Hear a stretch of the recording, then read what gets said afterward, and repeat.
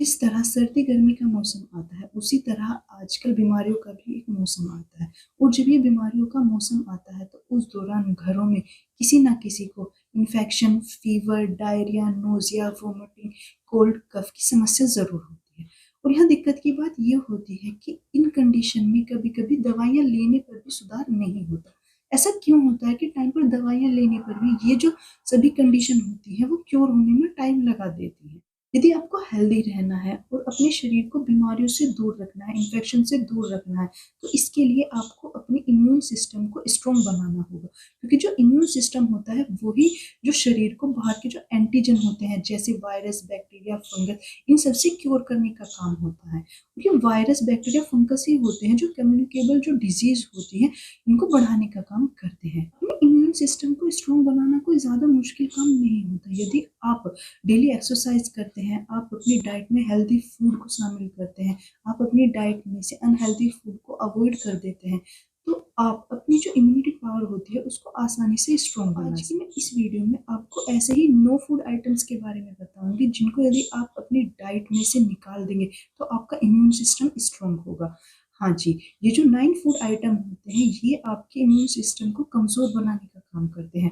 और सबसे बड़ी दिक्कत की बात तो ये होती है कि जो 9 फूड आइटम है जो इम्यून सिस्टम को वीक बनाने का काम करते हैं, ये आपकी डेली लाइफ में या नॉर्मल लाइफ में सबसे ज्यादा इस्तेमाल किए जाने वाले होते हैं।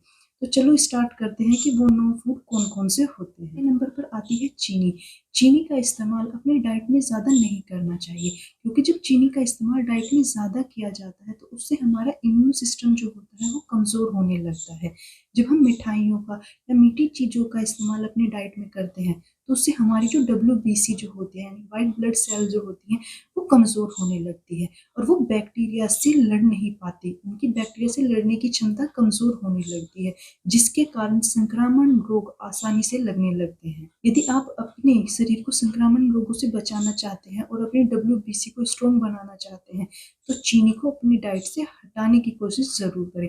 सेकंड नंबर पर बात करते हैं प्रोसेस्ड फूड। जितने भी प्रोसेस्ड फूड होते हैं ये सभी इम्यून सिस्टम को वीक करने का काम करते हैं, क्योंकि जो प्रोसेस्ड फूड होते हैं उनके अंदर एडिटिव्स, प्रिजर्वेटिव्स और अनहेल्दी फैट्स के अलावा कलर्स का भी इस्तेमाल किया जाता है। जो ये सब होते हैं एडिटिव्स और प्रिजर्वेटिव, ये इम्यूनिटी पावर को वीक करने का बात करते हैं अल्कोहल, एक्सेस अल्कोहल का कंजप्शन। देखो, अति तो हर एक चीज की बुरी होती है। यदि आप अधिक मात्रा में कुछ हेल्दी फूड्स का इंटेक भी करेंगे लिमिट से ज्यादा तो वो भी आपके हेल्थ के लिए अच्छे नहीं होंगे। तो अल्कोहल तो एक हेल्दी फूड ऑप्शन है ही नहीं। यदि आप अल्कोहल का कंजप्शन ज्यादा अमाउंट में करते हैं तो ये आपके इम्यून सिस्टम को कमजोर करने का काम करता है। और जब आपका इम्यून सिस्टम कमजोर होगा तो आप ऑटोमेटिकली जितनी भी कम्युनिकेबल डिजीज होती है या इन्फेक्शन डिजीज होती है उनका शिकार आसानी से बात करते हैं। जितने भी सोडा बेवरेजेस होते हैं या स्वीटनर बेवरेजेस होते हैं उन्हें भी अपनी डाइट से हटा देना चाहिए, क्योंकि ये बेवरेजेस भी इम्यूनिटी पावर को वीक करने का काम करते हैं। ये बेवरेजेस इम्यूनिटी पावर को तो वीक करते ही हैं, साथ ही साथ आपके शरीर में जो इन्फ्लामेशन रिएक्शन होता है उसको भी बढ़ाने का काम करते हैं। आपके शरीर में इन्फ्लामेशन रिएक्शन ज्यादा होने लगेगा तो आपको अर्थराइटिस की प्रॉब्लम और गॉइट की प्रॉब्लम भी देखने को बात करते हैं हाई सोडियम फूड। जितने भी हाई सोडियम फूड होते हैं वो आपके हार्ट की हेल्थ के लिए तो अनहेल्दी होते हैं, साथ ही ये आपके इम्यूनिटी सिस्टम को भी कमजोर करने का काम करते हैं। जितने भी रेडी टू कुक फूड होते हैं या 3 मिनट में पकने वाले फूड होते हैं इन सबको प्रिजर्व करने के लिए हाई अमाउंट में सोडियम का इस्तेमाल किया जाता है ताकि इन्हें लंबे समय तक प्रिजर्व किया जा सके।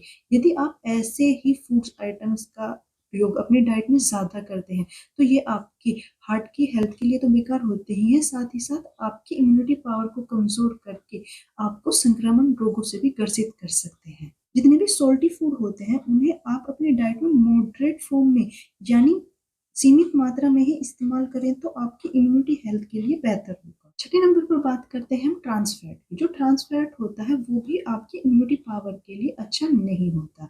जितने भी फ्राइड फ्रूट्स होते हैं या प्रोसेस्ड फूड होते हैं उन सब में ट्रांस फैट पाया जाता है।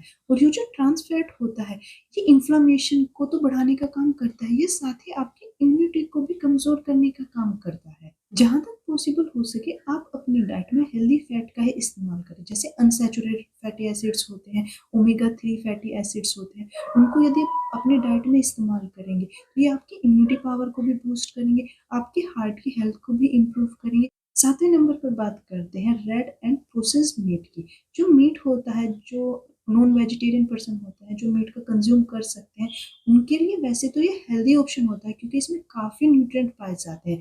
पर जब इसका अधिकता से ज़्यादा यानी आवश्यकता से ज़्यादा कंज्यूम किया जाता है, तो ये हमारी हेल्थ पर नेगेटिव इम्पैक्ट डालने लगते हैं। प्रोसेस्ड मीट का अपनी डाइट में ज़्यादा इस्तेमाल करते हैं, तो ये हमारी इम्यूनिटी पावर को स्ट्रॉन्ग बनाने की बजाय उसे वीक बनाना शुरू कर लेता है।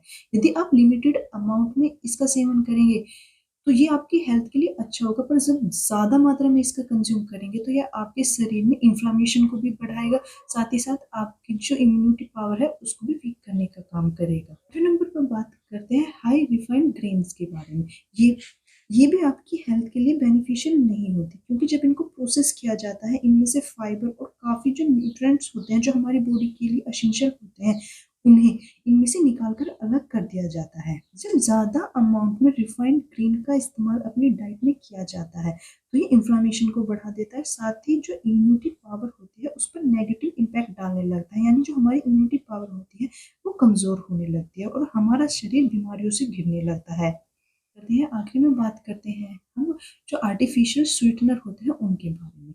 मार्केट में लो कैलोरी के अल्टरनेटिव फूड्स के नाम पर जो ये आर्टिफिशियल स्वीटनर होते हैं, ये भी काफ़ी आजकल फेमस हो रहे हैं, बिक रहे हैं। आर्टिफिशियल स्वीटनर को मार्केट में इतना बढ़ा चढ़ाकर पेश किया जा रहा है या इस तरह हमारा माइंड वॉश किया जा रहा है कि इन्हें हम हेल्दी ऑप्शन ही समझते हैं, पर हर एक चीज़ हर कंडीशन में हेल्दी नहीं होती। वही बात इन आर्टिफिशियल स्वीटनर के साथ है। ये आर्टिफिश ये आर्टिफिशियल स्वीटनर लो कैलोरी का तो एक अच्छा ऑप्शन होते हैं, पर ये हमारे जो गट बैक्टीरिया होते हैं, जो आंतों में पाए जाने वाले बैक्टीरिया होते हैं, जो हमारे डाइजेशन को इम्प्रूव करने का काम करते हैं, उनके बैलेंस को बिगाड़ने का काम करते हैं। और जब हमारे गट बैक्टीरिया का जो बैलेंस होता है वो सही नहीं होगा या हमारे खाए गए न्यूट्रिएंट्स हमारी बॉडी को सही से नहीं मिलेंगे, हमारा जो इम्यूनिटी पावर होगा वो वीक ही होगा। जब हमारा इम्यूनिटी पावर वीक होगा तो हमारा शरीर बहुत सी बीमारियों से घिरने लगेगा या हम अनहेल्दी कंडीशन की तरफ जाने लगेंगे। तो आज मैंने आपको ऐसे नो फूड आइटम्स के बारे में बताया। यदि आप इनको अपनी डाइट से रिमूव कर देते हैं, तो आपकी इम्यूनिटी पावर स्ट्रांग होगी और जब आपकी इम्यूनिटी पावर स्ट्रांग होगी, तो आप हेल्दी रहेंगे और सभी जो ये कम्युनिकेबल डिजीज़ होती हैं या अदर इन्फेक्शन एलर्जी होती है, उनसे अपने शरीर को प्रोटेक्ट कर पाएँगे। यदि आपको मेरी आज की दी गई जानकारी पसंद आई हो तो एक लाइक करें और मेरे चैनल को सब्सक्राइब करें। यदि कोई कमी लगी हो तो उसे कमेंट सेक्शन में लिखकर ज़रूर बताएँ और मेरी इस वीडियो को देखने के लिए थैंक यू।